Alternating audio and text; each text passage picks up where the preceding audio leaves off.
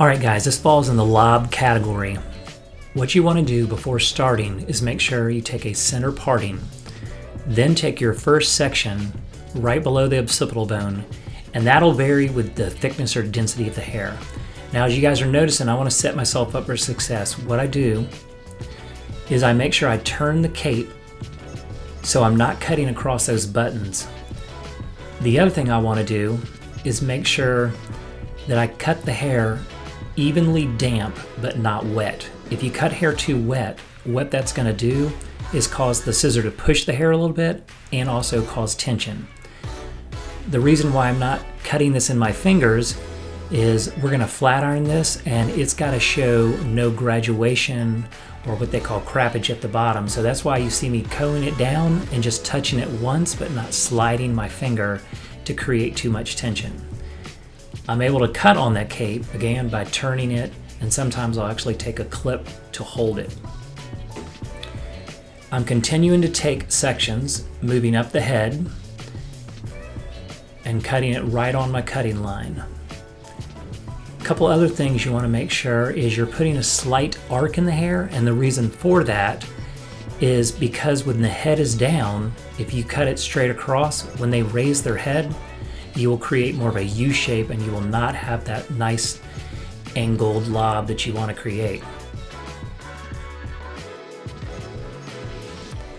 Continuing to work all the way up to the top of the head, and then because of the thickness of my model's hair, I'm able to actually bring the sides down all in one. A lot of the times I have to do this in 2 or even 3 sections, but because of we're not taking as much off the front, what I'm doing is I'm pulling it down and bringing it all back, creating my nice line, and then I'm lifting the chin and turning the head to just clean it up. A few key things you want to remember is try to keep very low tension, making sure that I'm bringing it all down to the continual line, not over directing, and definitely not elevating.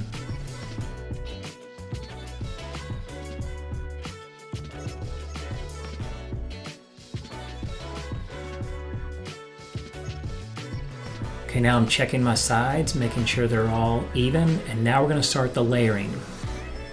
What I did is I brought it down to the nose to check where my guide is going to be, and I'm bringing everything to that point, because hair that travels the greatest distance will be left longer.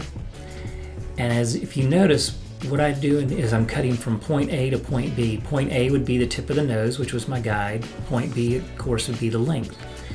The angle of my fingers is going to be, rather my knuckles will be from the nose to the length. Now what I'm going to do is take the other side, take a little piece from my previously cut side, which would be my guide, and I'm going to be cutting from my guide to the length. A few little key things that when I'm teaching this is I'll use the hands of the clock. If you picture right now, my fingers are pointing to 5 o'clock on this side. On the other side, my knuckles are pointing to 7. What that does is ensure both sides are equal. I'm bringing it all the way back till I run out of hair, taking the same diagonal forward section. No more hair is reaching, so now what I'm going to do is I'm just going to check both sides by combing it down into natural fall. And I'm just going to make sure that it's completely even. You should not be having much hair to take off during this. You're just kind of cleaning up what you've already done.